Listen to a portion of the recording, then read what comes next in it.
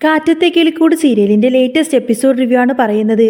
അങ്ങനെ രാജീവിന്റെ തറവാട്ടിൽ അന്ന് ഇരുൾ വീണത് മാനത്തായിരുന്നില്ല, മറിച്ച് ആ കുടുംബത്തിലെ ഓരോ അംഗങ്ങളുടെയും മനസ്സിലായിരുന്നു. ആകപ്പാടെ തളർത്തു പോയ മനസ്സുമായി രാജീവ് ഉമ്മറത്തെ കസാരയിൽ തളർന്നിരിക്കുകയായിരുന്നു. മുഖത്ത് വിഷാദവും അപമാനവും നിഴലിച്ചു നിന്നു. ഹേമയും മകൾ സാന്ദ്രയും ചുറ്റും കൂടിയിട്ടുണ്ട്. എല്ലാവരുടെയും മുഖത്ത് ഒരേ ഭാവം, അവിശ്വസനീയതയും സങ്കടവും. അല്പം മുൻപാണ് ആ ഞെട്ടിക്കുന്ന സത്യം അവർ പൂർണ്ണമായും തിരിച്ചറിഞ്ഞത്.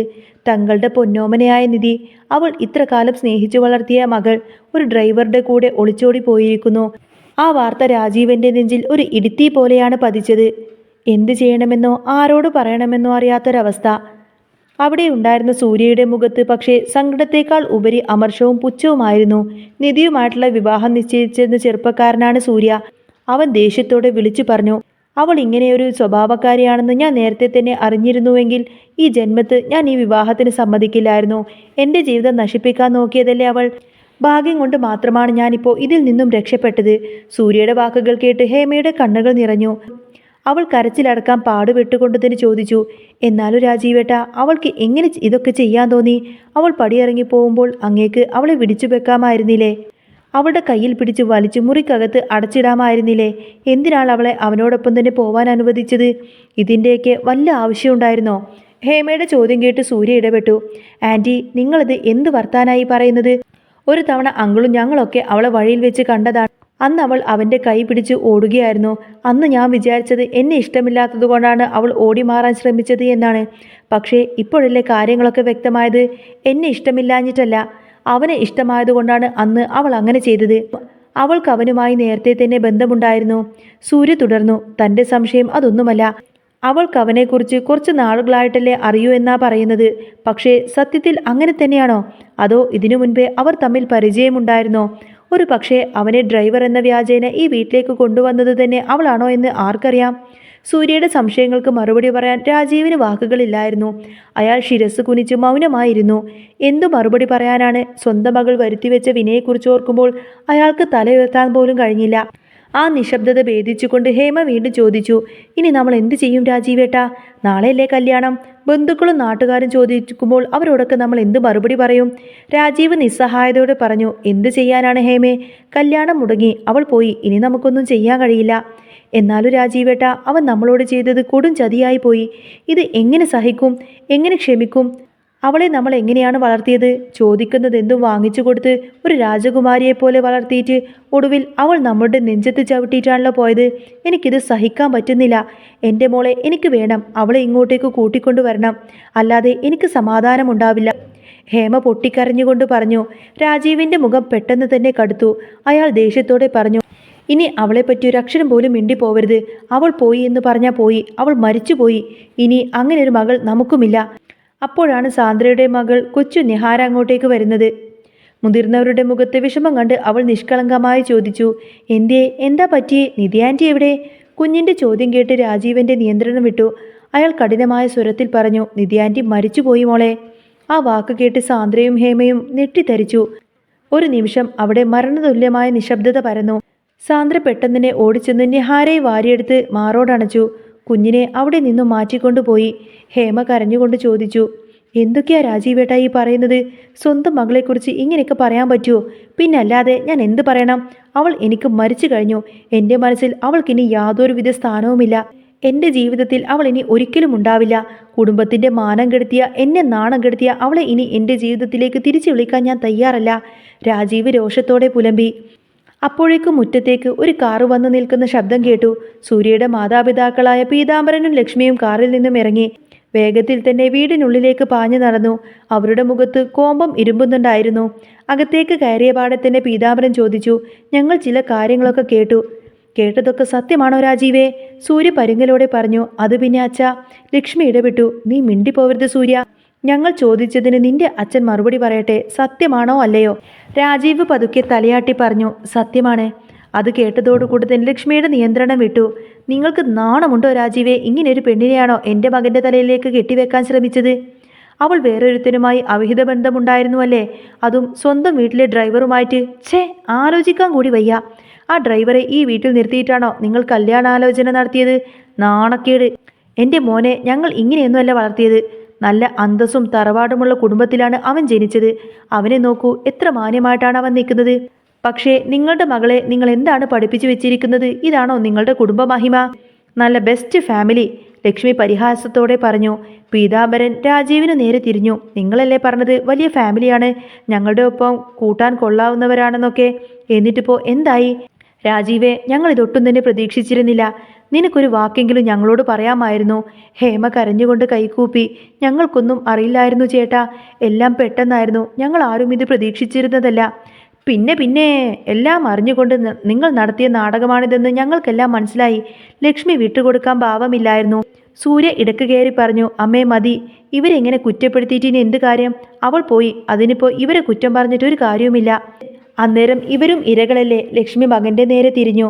പിന്നല്ലാതെ വേറെ ആരോടാടാ കുറ്റം പറയേണ്ടത്? ഇത് കാരണം നമുക്കുണ്ടായ നഷ്ടം നിനക്കറിയാമോ? പണത്തിൻ്റെ കാര്യം മാത്രമല്ല, നമ്മുടെ മാനം. ഇനി കുടുംബക്കാരുടെയൊക്കെ മുന്നിൽ നമ്മൾ എങ്ങനെ തല ഉയർത്തി നടക്കും?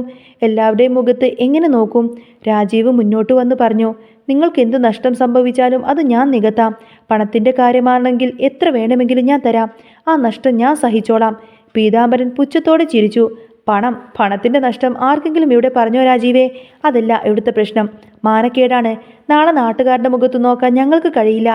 കല്യാണ നിശ്ചയം ഉറപ്പിച്ച പെണ്ണ് മറ്റൊരുത്തൻ്റെ കൂടെ കല്യാണത്തലേന്ന് ഒളിച്ചോട് പോയി എന്ന് കേൾക്കുമ്പോൾ നാളെ എൻ്റെ മോന് മറ്റൊരു വിവാഹാലോചന വരുമ്പോൾ അവർ അന്വേഷിക്കില്ലേ? അപ്പോൾ ആളുകളൊക്കെ പറയില്ലേ നിശ്ചയിച്ച പെണ്ണ് വേറൊരുത്തൻ്റെ കൂടെ പോയവരാണെന്ന്? അങ്ങനെ വരുമ്പോൾ ഇവന് നല്ലൊരു ബന്ധം കിട്ടുമോ? ഇവൻ എന്തോ കുഴപ്പമുള്ളത് കൊണ്ടാണ് പെണ്ണ് പോയതെന്ന് ആൾക്കാരൊക്കെ പറയില്ലേ? അതിന് നിങ്ങൾക്ക് എന്ത് മറുപടിയുണ്ട്? പീതാംബരൻ്റെ ചോദ്യങ്ങൾക്ക് മുന്നിൽ രാജീവ് ആകെ തകർന്നു പോയി. ഹേമ കാല് പിടിക്കുന്ന സ്വരത്തിൽ പറഞ്ഞു. നിങ്ങൾ ദൈവത്തെ ഓർത്ത് ഈ ബഹളമൊന്നും ഉണ്ടാക്കരുത്. ഞങ്ങളുടെ അവസ്ഥയും കൂടെ നിങ്ങളൊന്ന് മനസ്സിലാക്കണം. മകൾ പോയതിൻ്റെ വേദനയിൽ ഞങ്ങൾ ആകെ തകർന്നിരിക്കുകയാണ്. നിങ്ങളെക്കാളും കൂടുതൽ വേദന അനുഭവിക്കുന്നത് ഞങ്ങളാണ്. ഞങ്ങളുടെ മോളെ ഞങ്ങൾക്ക് എന്നേക്കുമായി നഷ്ടപ്പെട്ടു. രാജീവ് ഉറച്ച സ്വരത്തിൽ പറഞ്ഞു. വേണ്ട ഹേമേ, മരിച്ചു പോയവരെക്കുറിച്ച് ഇനി ഇവിടെ സംസാരിക്കേണ്ട. അവൾ പണ്ടേ മരിച്ചു കഴിഞ്ഞു. ഇനി നമുക്ക് അങ്ങനൊരു മകളില്ല. ലക്ഷ്മി വീണ്ടും തുടങ്ങി. നിങ്ങൾക്കതൊക്കെ എളുപ്പം പറയാം, പക്ഷേ ഞങ്ങളുടെ കാര്യം അങ്ങനെയൊന്നുമല്ല. നാട്ടുകാരുടെ മുന്നിൽ വെച്ച് നാണം കെട്ടത് ഞങ്ങളാണ്. അവരുടെ ശകാരവാക്കുകൾ കേട്ട് സഹിക്കെട്ട് രാജീവ് ഒടുവിൽ എഴുന്നേറ്റ് തൻ്റെ മുറിയിലേക്ക് പോയി വാതിലടച്ചു. പുറത്ത് പീതാംബരനും ലക്ഷ്മിയും ഹേമയും തമ്മിലുള്ള സംസാരം തുടർന്നു. രാജീവ് മുറിയിൽ തനിച്ചിരുന്ന് തേങ്ങിക്കൊണ്ടിരിക്കുകയാണ്. ഇതേ സമയം നിധിയും സുധീഷും ഒരു കാറിൽ സുധീഷിൻ്റെ വീട്ടിലേക്ക് യാത്ര ചെയ്യുകയായിരുന്നു.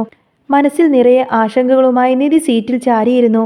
സുധീഷ് ഡ്രൈവ് ചെയ്യുകയാണ്. ഇടയ്ക്കിടയ്ക്ക് അവൻ നിധിയെ പാളി നോക്കുന്നുണ്ടായിരുന്നു. നിധി മൗനം ഭേദിച്ചു. ഇനി എത്ര ദൂരം കൂടിയുണ്ട്? സുധീഷ് പറഞ്ഞു. ഇനിയൊരു അരമണിക്കൂറും കൂടെ പോയാൽ മതി. എന്തു പറ്റി? യാത്ര മടുത്തോ? നിധി ഒന്നും തന്നെ മിണ്ടിയില്ല. അവളുടെ മുഖത്ത് ഭയം കണ്ട് സുധീഷ് ആശ്വസിപ്പിച്ചു. നീ പേടിക്കൊന്നും വേണ്ട, ധൈര്യമായിട്ടിരിക്ക്. അല്ല, എനിക്കൊരു ചെറിയ ടെൻഷനുണ്ട്. നിങ്ങളുടെ വീട്ടിൽ ചെല്ലുമ്പോൾ എല്ലാവരും എങ്ങനെ പ്രതികരിക്കും? അച്ഛനും ചേട്ടനും അനുജനും എല്ലാവരും ഉണ്ടാവില്ലേ? എന്നെ അവർക്കൊക്കെ ഇഷ്ടമാവോ? ഞാൻ കൂടി ചെല്ലുമ്പോൾ അവിടെ പ്രശ്നങ്ങളൊക്കെ ഉണ്ടാവില്ലേ? നിധി ചോദിച്ചു. അതൊന്നും ഓർത്തിട്ട് നീ ടെൻഷൻ അടിക്കണ്ട, എല്ലാം ശരിയാവും, സുധീഷ് പറഞ്ഞു. പിന്നെ അവൻ്റെ ഉള്ളിലും വലിയൊരു തീ ആളിക്കത്തുന്നുണ്ടായിരുന്നു. സുധീഷിൻ്റെ മനസ്സ് നിറയെ കുറ്റബോധമായിരുന്നു. നിധിയെ സ്വന്തമാക്കാൻ വേണ്ടി അവൻ പറഞ്ഞ കള്ളങ്ങൾ ഓരോന്നായി അവൻ്റെ ഓർമ്മയിലേക്ക് വന്നു. തൻ്റെ ചേട്ടൻ വലിയ ആർക്കിടെക്റ്റ് ആണ് എന്നും രണ്ടാമത്തെ ആൾ ഓട്ടോമൊബൈൽ എഞ്ചിനീയറാണ് എന്നും സ്വന്തമായി വർക്ക്ഷോപ്പ് നടത്തുന്നുണ്ട് എന്നൊക്കെ അവൻ തട്ടിവിട്ടിരുന്നു. മാത്രവുമല്ല തൻ്റെ വീട് വലിയ ഇരുനില മാളികയാണെന്നും ഫർണിച്ചറുകൾ വിദേശത്തു നിന്നും ഇറക്കുമതി ചെയ്തതാണെന്നൊക്കെ അവൻ പറഞ്ഞിട്ടുണ്ട്. ദൈവമേ, സുധീഷ് മനസ്സിൽ പറഞ്ഞു. കള്ളത്തരങ്ങളുടെ ഒരു കൂട് തന്നെയാണ് ഞാൻ പണിതു വെച്ചിരിക്കുന്നത്. ഇനിയിപ്പോൾ വീട്ടിൽ ചെല്ലുമ്പോൾ ഇതെല്ലാം പൊളിയും. പഴയ ഓടുമേഞ്ഞ വീടും സാധാരണക്കാരായ ചേട്ടന്മാരെയും കാണുമ്പോൾ നിധിയുടെ പ്രതികരണം എന്താവും? എൻ്റെ കാര്യം ഗോവിന്ദയാവുമോ? ഭഗവാനെ, എന്ത് ചെയ്യണമെന്ന് എനിക്കൊരു പിടിയും കിട്ടുന്നില്ലല്ലോ. സുധീഷിൻ്റെ മുഖത്തെ മാറ്റം നിധി ശ്രദ്ധിച്ചു. നിധി ചോദിച്ചു. എന്തായി ആലോചിക്കുന്നത്? അവൻ ഞെട്ടിത്തെറിച്ചു. ഏയ് ഒന്നുമില്ല. നമ്മൾ ചിലപ്പോൾ ചില കള്ളത്തരങ്ങളൊക്കെ പറയില്ലേ? എന്ത് കള്ളത്തരമോ? നിധി സംശയത്തോടെ ചോദിച്ചു.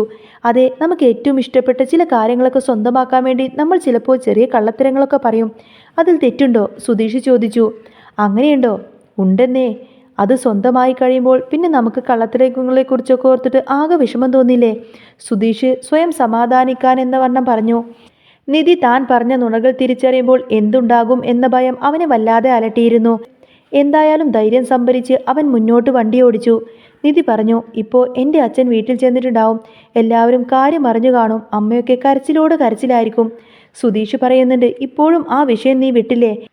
ഒരു കാര്യം ചെയ്യാം, നിനക്ക് അത്രയും വലിയ വിഷമമുണ്ടെങ്കിൽ ഞാൻ തന്നെ തിരികെ കൊണ്ടുപോയി വിട്ടേക്കാം. നിധി പെട്ടെന്ന് തന്നെ പറഞ്ഞു, ഏയ് അത് വേണ്ട, തിരികെ കൊണ്ടുപോവണ്ട, ഞാൻ വെറുതെ ഒന്ന് ഓർത്തുപോയതാ. ഇനി ടെൻഷൻ അടിക്കണ്ട എന്ന് തീരുമാനിച്ചു. എന്തിനാ വെറുതെ ഓരോന്ന് ആലോചിച്ച് വിഷമിക്കുന്നത്? സുധീഷ് ചിരിച്ചു.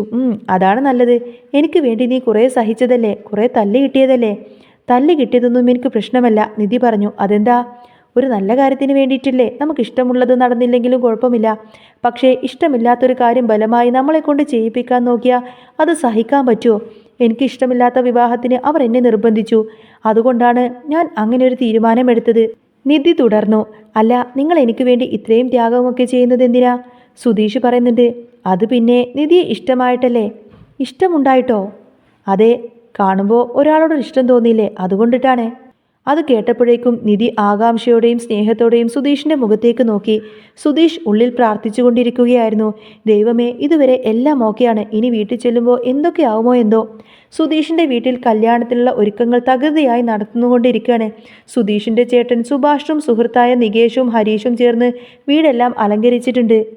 നിറയെ സീരിയൽ ബൾബുകൾ മിന്നിത്തെളിയുന്നു. നികേഷ് പോയി പാട്ട് ഉച്ചത്തിൽ വെച്ചു.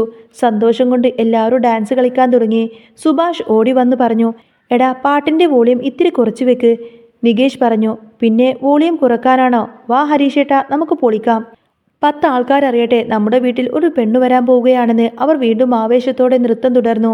പാട്ടിൻ്റെ ഒച്ച കേട്ട് അയൽ വീട്ടിലെ ഭാസ്കരൻ, പെങ്ങൾ സുനിതയും അമ്മയും എല്ലാവരും പുറത്തിറങ്ങി നോക്കി. സുനിത ചോദിച്ചു, അല്ല എന്താടി അപ്പുറത്ത്, വല്ല വിശേഷമുണ്ടോ? പാട്ടൊക്കെ വെച്ചിട്ടുണ്ടല്ലോ, നല്ല ഒച്ചപ്പാടാണല്ലോ. അമ്മ പറഞ്ഞു, അതെ അത് തന്നെയാണ്. അതുമാത്രമല്ല അവിടെ സീരിയൽ ബൾബൊക്കെ ഇട്ടിട്ടുണ്ടല്ലോ. എന്തോ ഒരു വിശേഷമുണ്ടെന്ന് തോന്നുന്നു. വല്ല കല്യാണം വല്ലതുമാണോ? ഒരു പക്ഷേ ഇനിയിപ്പോൾ സുഭാഷിൻ്റെ കല്യാണം വല്ലതുമാണോ? അത് കേട്ടപ്പോൾ തന്നെ സുനന്ദ ഞെട്ടി. അവൾക്ക് സുഭാഷിനെ ഒരുപാട് ഇഷ്ടമായിരുന്നു. അവൾ പറഞ്ഞു, ഞാൻ അറിയാതെ കല്യാണോ? ഏയ് അങ്ങനെയൊന്നും ഉണ്ടാവില്ല.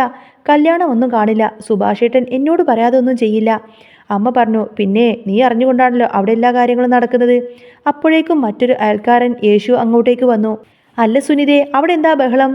എന്തോ വിശേഷമുണ്ടെന്ന് തോന്നുന്നല്ലോ. നിങ്ങൾ ആരും അറിഞ്ഞില്ലേ? നിങ്ങളുടെ ചേട്ടൻ്റെ വീടല്ലേ അത്? ഇത് കേട്ടപ്പോൾ സുനിതയ്ക്ക് ദേഷ്യം വന്നു. പിന്നെ എൻ്റെ ഏട്ടൻ, ആ ബന്ധമൊക്കെ പണ്ടങ്ങ് അറുത്ത് മുറിച്ച് കളഞ്ഞതാണ്. മേലാൽ ഇനി ആ ചോദ്യം ചോദിച്ചുകൊണ്ട് ഇങ്ങോട്ടേക്ക് വന്നേക്കരുത്. സുനിത യേശുവിനോട് കയർത്തുകൊണ്ട് സംസാരിച്ചു. അയാൾ ഒന്നും മിണ്ടാതെ അവിടെ നിന്നും സ്ഥലം വിട്ടു. സുനന്ദ അമ്മയോട് ചോദിച്ചു, എന്താ അമ്മ ഇത്? അമ്മ എന്തിനാ അയാളോട് ദേഷ്യപ്പെടാൻ പോയത്? പിന്നെ അവൻ പറഞ്ഞത് കേട്ടില്ലേ, എൻ്റെ ചേട്ടനാണെന്ന്. അയാൾ എൻ്റെ ചേട്ടനൊന്നുമല്ല. നീ ഒരു കാര്യം ചെയ്യ്, അവിടെ എന്താ നടക്കുന്നതെന്ന് പോയിന്ന് നോക്കി അന്വേഷിച്ചിട്ട് വായോ. എന്ത് നടക്കാൻ? അവിടെ എന്തോ കാര്യമായിട്ടുണ്ട്. കല്യാണമാണോ എന്ന് സുനന്ദ മടിച്ചു. ആ, നിനക്ക് അങ്ങോട്ടേക്ക് പോകാൻ വലിയ ഇഷ്ടല്ലേ? പിന്നെ ഇപ്പം എന്താടി ഒരു മടി? പോയി നോക്കിയിട്ട് വാടി. ഒടുവിൽ അമ്മയുടെ നിർബന്ധത്തിന് വഴങ്ങി സുനന്ദ സുഭാഷിന്റെ വീട്ടിലേക്ക് പോയി. അവിടെ ചെന്നപ്പോൾ ഹരീഷും നികേഷും ഒക്കെ പാട്ടിനകത്ത് തകർത്താടുകയാണ്. സുഭാഷിനെ പുറത്തെങ്ങും തന്നെ കണ്ടില്ല. സുനന്ദ ചോദിച്ചു, അല്ല എന്താ ഇവിടെ വിശേഷം? പാട്ടും ബഹളമൊക്കെ ഉണ്ടല്ലോ, സീരിയൽ ബൾബൊക്കെ ഇട്ടിട്ടുണ്ടല്ലോ. ഹരീഷ് ചിരിച്ചുകൊണ്ട് പറഞ്ഞു, അതെ, എൻ്റെ ചേട്ടൻ്റെ കല്യാണമാണ്. കല്യാണമാണോ? സുനന്ദയുടെ നെഞ്ചിൽ ഒരു ഇടുത്തി വെട്ടിയതുപോലെ തോന്നി. ചേട്ടൻ എന്ന് പറയുമ്പോൾ അത് സുഭാഷ് ആയിരിക്കുമല്ലോ. അപ്പോൾ സുഭാഷിന്റെ കല്യാണമാവോ? താൻ ഇത്രയും നാൾ കാത്തിരുന്നതൊക്കെ വെറുതെയാവുമോ എന്നൊക്കെ ചിന്തിച്ചുകൊണ്ട് തന്നെ സുനന്ദ സങ്കടപ്പെട്ടു. സുനന്ദ സങ്കടത്തോടെ പറഞ്ഞു, വെറുതെ കള്ളം പറയരുത് കേട്ടോ. ഹരീഷ് പറഞ്ഞു, എന്തിനാ ഞങ്ങൾ കള്ളം പറയുന്നത്? കല്യാണം എന്ന് പറഞ്ഞാൽ കല്യാണം തന്നെയാണ്. സുനന്ദയുടെ കണ്ണുകളൊക്കെ നിറഞ്ഞൊഴുകി. എന്നിട്ട് എന്നോടൊരു വാക്കുപോലും പറഞ്ഞില്ലല്ലോ. ഞാൻ രാവിലെയും വൈകുന്നേരം ഇവിടെ വന്നിരുന്നതാണല്ലോ. അപ്പോൾ എന്നെ ചതിക്കുമായിരുന്നു അല്ലേ? അവളുടെ കരച്ചിൽ കണ്ട് നികേഷ് ചോദിച്ചു, എന്തൊക്കെയാ നിങ്ങൾ ഈ പറയുന്നത്? അപ്പോഴേക്കും സുഭാഷ് മുറ്റത്തേക്ക് ഇറങ്ങി വന്നു. എടാ, ഇത്രയും ഒച്ച വെക്കല്ലേടോ, വോളിയം കുറക്ക്, എല്ലാവരും കേൾക്കട്ടെ ഏട്ടാ, നികേഷ് പറഞ്ഞു. സുഭാഷ് സുനന്ദയുടെ അടുത്തേക്ക് വന്നു. പാട്ടിന്റെ ഒച്ച കാരണം അവൾ പറയുന്നതൊന്നും സുഭാഷിനെ കേൾക്കാൻ കഴിയുന്നില്ലായിരുന്നു. സുനന്ദ കരഞ്ഞുകൊണ്ട് ചോദിച്ചു, ആരാ പെണ്ണ്? എവിടുന്നാ പെണ്ണിനെ കൊണ്ടുവന്നത്? നിങ്ങൾ എന്നെ കല്യാണം കഴിക്കില്ലേ? എന്നോടൊരു വാക്കുപോലും പറയാതെ. അവളുടെ സങ്കടം കണ്ട് കാര്യം മനസ്സിലാവാതെ സുഭാഷ് ചിരിച്ചു. എടി പൊട്ടി, എൻ്റെ കല്യാണമല്ല. പിന്നെ ആരുടെ കല്യാണം? അത് സുധീഷിൻ്റെ കല്യാണമാണ്. സുധീഷ് ഒരു പെണ്ണുമായി വരുന്നുണ്ട്. ഓ, അത് കേട്ടപ്പോഴേക്കും സുനന്ദക്ക് ആശ്വാസമായി. അവൾ നെഞ്ചത്ത് കൈവച്ച് ഒരു ദീർഘനിശ്വാസം വിട്ടു. അവളുടെ മുഖത്ത് പെട്ടെന്നൊരു സന്തോഷം വിരിഞ്ഞു. സുഭാഷ് കൂട്ടുകാരെ നോക്കി കണ്ണിറുക്കി. ഹരീഷ് നികേഷിനോട് പറഞ്ഞു, കണ്ടില്ലേ ഇപ്പം മുഖത്ത് വന്ന സന്തോഷം? കുറച്ച് സമയം മുൻപ് ഇവിടെ എന്തൊക്കെയായിരുന്നു? നികേഷ് പറഞ്ഞു, ഭയങ്കര പ്രണയമാ ചേട്ടനോട്. സുഭാഷ് കാര്യഗൗരവത്തോടെ പറഞ്ഞു, അല്ല, അവർ കല്യാണം കഴിഞ്ഞ് ഇപ്പം തന്നെ ഇങ്ങോട്ടേക്ക് വരും. കല്യാണം കഴിഞ്ഞോ? സുനന്ദ ചോദിച്ചു. അതെ, കല്യാണം കഴിഞ്ഞു വരും. അതെങ്ങനെ ഇത്ര പെട്ടെന്ന്? അതൊരു പ്രണയവിവാഹമാണ്, ആരും അറിയാതെ നടന്നതല്ലേ. അല്ല, അവൻ വരുമ്പോൾ അവരെ എങ്ങനെയാ അകത്തേക്ക് സ്വീകരിക്കേണ്ടത്? എന്തെങ്കിലും ആചാരങ്ങളുണ്ടോ? അതിനെക്കുറിച്ചൊന്നും എനിക്ക് വലിയ പിടിയൊന്നുമില്ല, സുഭാഷ് ആശങ്കയോടെ പറഞ്ഞു. സുനന്ദ പറഞ്ഞു, അതെ, ആരതി ഒഴിഞ്ഞ് സ്വീകരിക്കണം, നിലവിളക്കൊക്കെ കൊളുത്തി വെക്കണം. അതെങ്ങനെയാ ഈ ആരതി ഒഴിയുന്നത്? കർപ്പൂരമൊക്കെ കത്തിച്ച് സുഭാഷ് സംശയിച്ചു. അതെ, അതുതന്നെ. പക്ഷേ കൃത്യമായി എങ്ങനെയാണെന്നൊന്നും എനിക്കറിയില്ല. ഞാൻ അമ്മയോട് ചോദിച്ചിട്ട് ഇപ്പം തന്നെ വരാമെന്നും പറഞ്ഞ് സുനന്ദ ഫോണും കൊണ്ടും അവിടെ നിന്നും മാറിപ്പോയി. സുഭാഷ് ആലോചിച്ചു, എന്തൊക്കെ ആചാരങ്ങളാ ദൈവമേ, ഇനി എന്തൊക്കെ പഠിക്കണം. എന്നാൽ മാത്രമല്ലേ അവരെ അകത്തേക്ക് ആനയിച്ച് കയറ്റാൻ പറ്റുള്ളൂ. ഇതേ സമയത്തന്നെ രാജീവ് മുറിയിൽ കട്ടിലിരിക്കുകയായിരുന്നു. മനസ്സിൽ വല്ലാത്തൊരു ഭാരം. മകളെക്കുറിച്ചുള്ള ഓർമ്മകൾ അയാളെ വേട്ടയാടിക്കൊണ്ടിരുന്നു. അവളുടെ കുഞ്ഞിലെ തമാശ, അവളെ സ്കൂളിൽ കൊണ്ടുവിട്ടത്, അവൾക്ക് വാശി പിടിച്ച് വാങ്ങിക്കൊടുത്ത സാധനങ്ങൾ എല്ലാം മനസ്സിൽ തെളിഞ്ഞു വന്നു. ഒടുവിൽ താൻ അരുമയായി വളർത്തിയ മകൾ തൻ്റെ കൈ പിടിച്ച് മാറ്റിക്കൊണ്ട് മറ്റൊരുത്തൻ്റെ കൂടെ ഇറങ്ങിപ്പോയ കാഴ്ച അയാളുടെ നെഞ്ചിൽ തറച്ചു. പുറത്ത് ഹേമയും സാന്ദ്രയും രാജീവിനെ കാത്തിരിക്കുകയായിരുന്നു. ഹേമ പറഞ്ഞു, അച്ഛൻ കുറേ സമയമായല്ലോ വാതിലടച്ചിരിക്കുന്നു, ഇതുവരെയായിട്ടും വിളിച്ചിട്ട് ഇറങ്ങുന്നില്ലല്ലോ. സാന്ദ്ര പറഞ്ഞു, അമ്മേ, അച്ഛൻ കുറച്ചു നേരം സമാധാനമായിട്ട് അവിടെ ഇരുന്നോട്ടെ. ഇപ്പം നമ്മൾ പോയിട്ട് വിളിച്ചാൽ അച്ഛന് സങ്കടം കൂടുകയുള്ളൂ. കുറച്ച് സമയം തനിച്ച് വിടുന്നതായിരിക്കും നല്ലത്. സാന്ദ്രയുടെ അച്ഛൻ പറഞ്ഞു, അത് ശരിയാ, എന്നാലും അവൾക്ക് എങ്ങനെ ഇതൊക്കെ ചെയ്യാൻ തോന്നി? ഇത്രയും സ്നേഹിച്ച് അച്ഛനെ ഉപേക്ഷിച്ച് മറ്റൊരുവന്റെ കൂടെ പോവാൻ അവൾക്ക് എങ്ങനെ മനസ്സ് വന്നു? സാന്ദ്ര പറഞ്ഞു, അല്ലെങ്കിൽ തന്നെ നിധിക്ക് ഈ കല്യാണത്തിനോട് ആദ്യം മുതലേ എതിർപ്പുണ്ടായിരുന്നു അമ്മേ. അമ്മക്കറിയാവുന്ന കാര്യമല്ലേ അത്. സൂര്യനെ അവൾക്ക് ഇഷ്ടമല്ലായിരുന്നു. പക്ഷേ എല്ലാവരും നിർബന്ധിച്ചതുകൊണ്ട് മാത്രമാണ് അവൾ അതിന് സമ്മതിച്ചത്. പക്ഷേ ഇത് ഇങ്ങനൊരു പരുവത്തിൽ അവസാനിക്കുമെന്ന് നമ്മൾ ആരും പ്രതീക്ഷിച്ചിരുന്നില്ല. ഹേമ പറഞ്ഞു, എന്നാലും അവൾ ഈ ചതി ചെയ്യരുതായിരുന്നു. ചെറിയ ചതിയൊന്നുമല്ലല്ലോ അവൾ ചെയ്തത്. നിന്റെ അച്ഛനോടും എല്ലാവരോടും കൂടെ അവൾ വലിയ ചതിയാണ് ചെയ്തതെന്ന് പറയുന്ന സമയത്തിന് സാന്ദ്ര അമ്മയെ ആശ്വസിപ്പിച്ചു. അമ്മേ, ഇനി അതൊന്നും ഓർത്ത് വിഷമിക്കേണ്ട. അല്ല, ആരാ ആ ചെക്കൻ? നിനക്കവനെ അറിയാമോ? എനിക്കറിയില്ല അമ്മേ, ആരാ എന്താണെന്നൊന്നും എനിക്കറിയില്ല. അവൻ ഇവിടെ ഡ്രൈവറായി വന്നിട്ട് കുറച്ച് ദിവസങ്ങളിലേ ആയിട്ടുള്ളൂ. ഒരു പക്ഷേ അവനുമായിട്ട് പ്രണയമുണ്ടോ എന്ന് പോലും എനിക്ക് നല്ല സംശയമുണ്ട്. സൂര്യയിൽ നിന്ന് രക്ഷപ്പെടാൻ വേണ്ടിയിട്ട് അവൾ ചെയ്ത ഒരു തന്ത്രമായിരിക്കോ ഇത്? ഏയ്, അങ്ങനെയൊന്നുമല്ല. അങ്ങനെയായിരുന്നെങ്കിൽ അവൾക്ക് ഇങ്ങോട്ടേക്ക് വന്നാൽ പോരായിരുന്നോ? ഒരു പക്ഷേ ഇവിടെ വന്നു കഴിഞ്ഞാൽ നമ്മൾ നിർബന്ധിച്ചിട്ട് കല്യാണം നടത്തുമെന്ന് പേടിച്ചിട്ടാണോ അവൾ ഇങ്ങനെ ചെയ്തതെന്നും അറിയില്ലല്ലോ. ഹേമ നെഞ്ചത്തടിച്ചുകൊണ്ട് പറഞ്ഞു, എന്നാലും ഇത് പൊറുക്കാനും മറക്കാനും പറ്റുന്ന തെറ്റല്ല അവൾ ചെയ്തത്. അവൾ അത്രക്ക് തരം താഴ്ന്നു പോയല്ലോ. നമ്മുടെ ഒന്നും വാക്കിന് ഒരു വിലയും കൊടുക്കാതെ ഇന്നലെ കണ്ടവൻ്റെ കൂടെ അവൾ ഇറങ്ങിപ്പോയില്ലേ. പെട്ടെന്ന് തന്നെ ഹേമയ്ക്ക് മറ്റൊരു പേടി തോന്നി. എനിക്ക് നല്ല പേടിയുണ്ട്, രാജീവേട്ടൻ സങ്കടം സഹിക്കവയ്യാതെ വല്ലതും ചെയ്യുമോ എന്ന്. ഞാൻ പോയി നോക്കട്ടെ എന്നൊക്കെ പറഞ്ഞ് വാതിൽ മുട്ടി. ഹേമ ഓടിച്ചെന്ന് രാജീവൻ്റെ മുറിയിൽ വാതിൽ മുട്ടി. രാജീവേട്ടാ, രാജീവേട്ടാ. അകത്ത് നിന്ന് രാജീവൻ്റെ ശബ്ദം കേട്ടു. ഞാൻ ഇവിടെ ഒന്ന് സമാധാനത്തോടെ ഇരുന്നോട്ടെ ഹേമേ, നീ എന്നെ ശല്യം ചെയ്യാതെ. ശബ്ദം കേട്ടപ്പോൾ ഹേമക്ക് ആശ്വാസമായി. ശരി രാജീവേട്ടാ, ഞാൻ തിരികെ വന്നിരിക്കുന്നു. എന്ത് ചെയ്യണമെന്നറിയാത്തൊരവസ്ഥ. അപ്പോഴാണ് ഹേമക്ക് മറ്റൊരു കാര്യം ഓർമ്മ വന്നത്. അല്ല, അരുൺ എവിടെ? ഞാൻ അരുണേട്ടനെ 3 വട്ടം വിളിച്ചിരുന്നു. വിളിച്ചിട്ട് കോൾ എടുക്കുന്നില്ല. സാന്ദ്ര ചോദിച്ചു, എന്താണെന്നൊന്നും അറിയില്ല. അവൻ സുധീഷിനെ കൊല്ലണം എന്നൊക്കെ പറഞ്ഞ് നടക്കുകയാണ്. ഇനിയിപ്പോൾ അവനെ അന്വേഷിച്ചു പോയതായിരിക്കുമോ? അങ്ങനെ എന്തെങ്കിലും സംഭവിച്ചാൽ എനിക്ക് പേടിയുണ്ട്. അത് കേട്ടപ്പോൾ തന്നെ ഹേമ നിലവിളിച്ചു, എൻ്റെ ഭഗവാനെ, ഇനിയിപ്പോൾ എന്തൊക്കെയാണ് സംഭവിക്കാൻ പോകുന്നത്? എനിക്ക് ആകെയുള്ള പ്രതീക്ഷ അവൻ മാത്രമേ ഉള്ളൂ. ഇനി അവൻ്റെ ജീവിതം കൂടെ തകർക്കാൻ പോവുകയാണോ? അരുൺ എവിടെ പോയി എന്ന ആശങ്കയും നിധിയുടെ ഭാവിയെക്കുറിച്ചുള്ള ആദിയും ആ വീടിനെ വീണ്ടും ദുഃഖത്തിലാഴ്ത്തി. വരാനിരിക്കുന്നത് നല്ല സൂപ്പർ ത്രില്ലിംഗ് എപ്പിസോഡുകളൊക്കെ തന്നെയാണ്. അപ്പോൾ ഇനി ഇതിൻ്റെ അപ്കമിങ് റിവ്യൂസും ഡെയിലി റിവ്യൂസൊക്കെ എന്നും കേൾക്കാൻ താല്പര്യമുണ്ട്.